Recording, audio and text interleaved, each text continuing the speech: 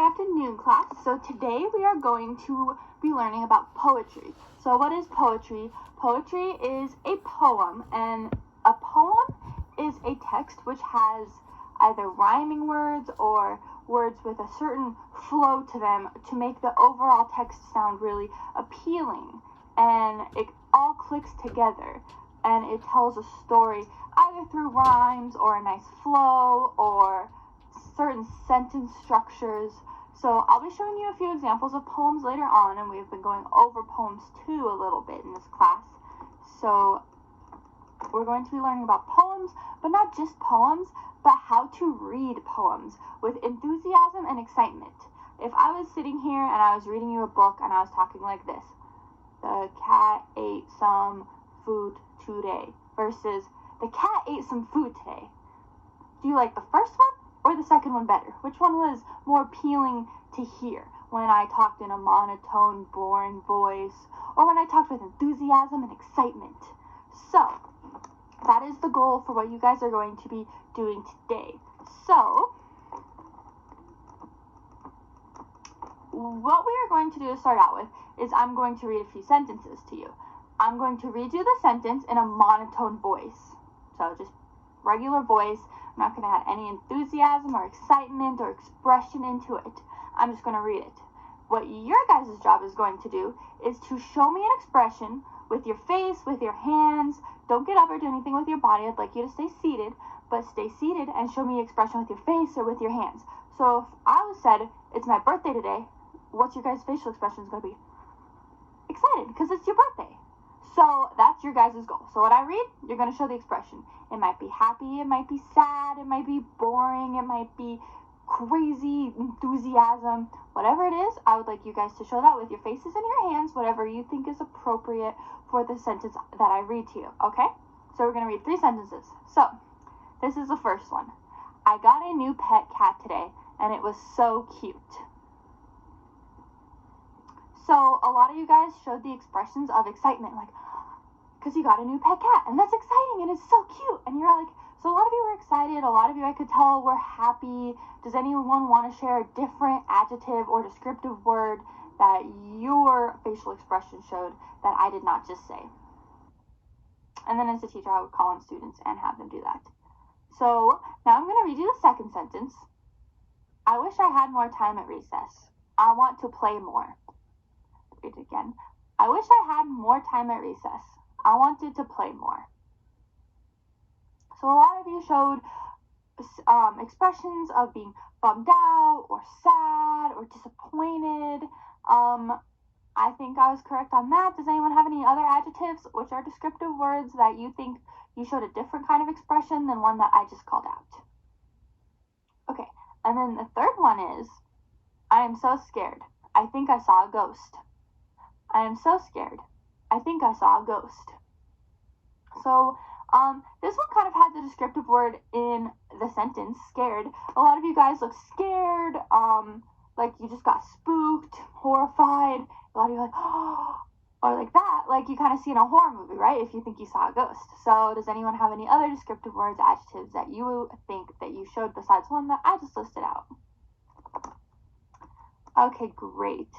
So, now I'm going to read a poem and show you guys my own example of how to read a poem with enthusiasm, which is like excitement, and expression, which you show through your face, which you guys just did. You all showed expressions, which are feelings. So you're expressing with your face how whatever I'm reading to you makes you feel, okay?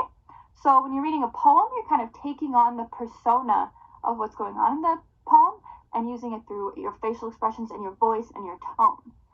So,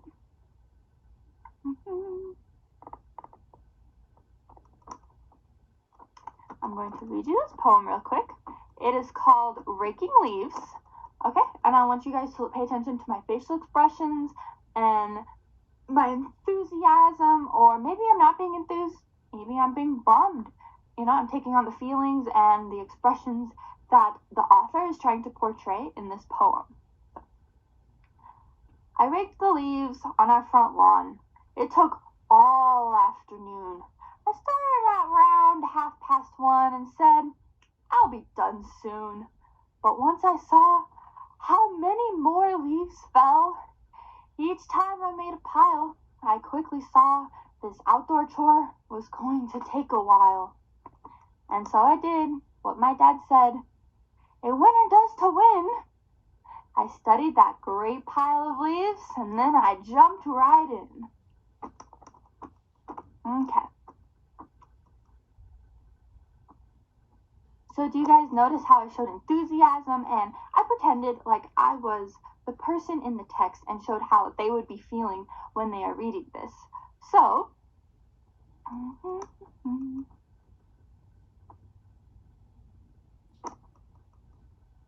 okay, so now on the board, I'm going to write down 3 sentences, okay? And these are for you guys to practice, so I'm going to partner you up. And then as a teacher, I will partner students up with a partner near them at a desk, one-on-one partners. And I'm going to partner you guys up, and you guys are going to read these 3 sentences that I wrote on the board to your partner, but showing that expression. So instead of showing just the expression with your face, like when I read you those sentences and you showed expressions with your face, this time you're going to show the expressions with your face, but you're also going to show the expressions with your voice. So you're going to be excited with your voice and your face, and you're going to take on the persona, like whatever the sentence is happening to you, okay? So, the first sentence is, I am so excited to go outside and play.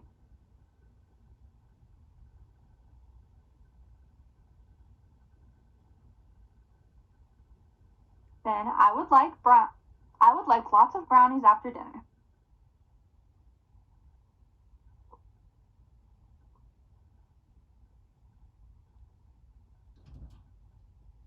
And then, the water is so cold, I'm going to freeze if I go swimming.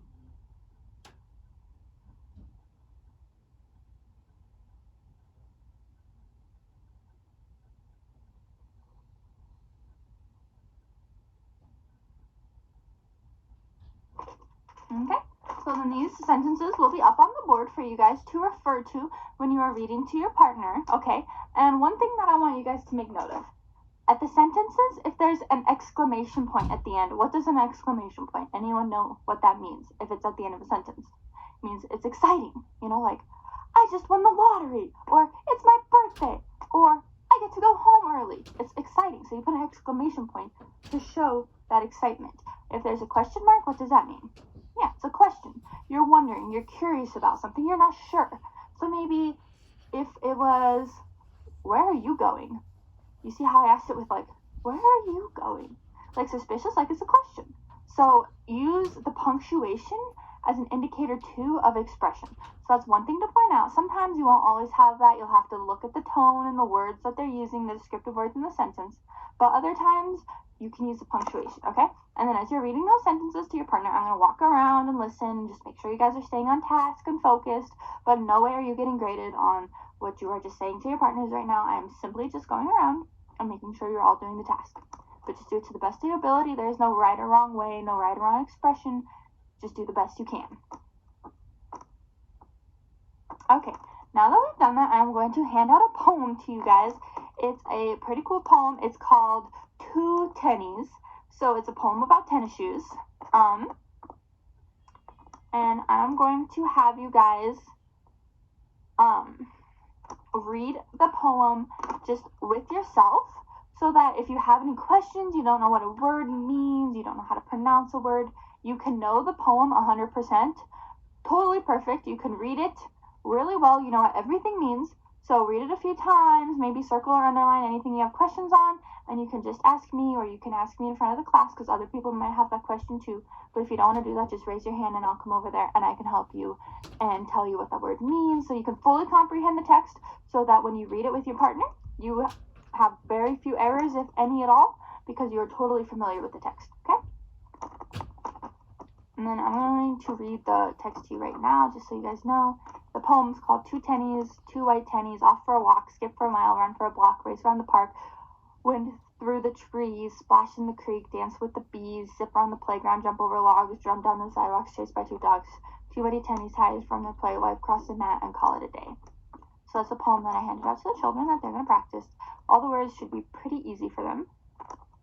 Okay, now I am going to have you turn to your partner that you were previously with, And I want you to practice reading the poem to each other twice. So the first time, you have to give each other tips and positive feedback.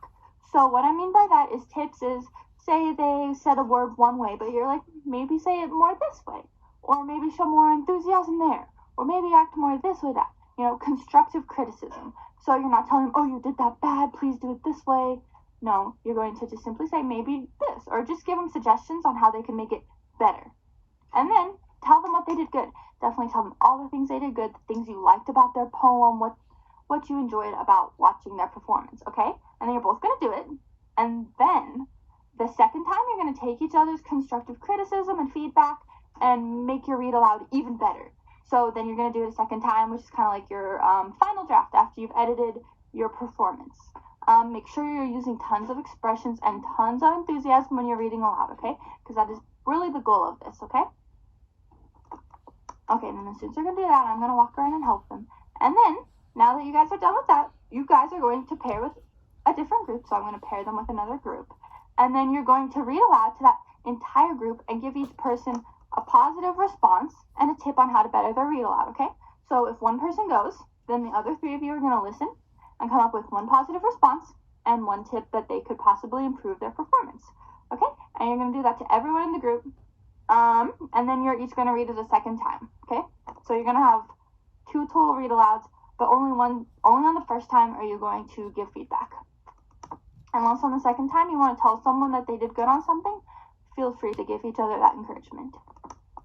Okay, after that, we're going to regroup. So everyone get back to your seats. And would anybody like to read aloud in front of the class? So you don't have to, it's totally optional. But if you think your performance is really good and you're confident sharing it in front of the class, I encourage you to. Okay, so after that, it's up to the teacher if they want to have the students answer it out loud, or they can even have them do it in a writing journal, depending on how much time they have, or if the students are being responsive or not. So what did you like about the assignment, and what didn't you like about the activity we did? So what did you enjoy doing during this activity, and what did you maybe not enjoy doing so much, or what didn't you feel comfortable with what we were doing? What did you learn, and what do you still have questions on? So they can answer it verbally or have a written response. And that's the end of the lesson. Thank you.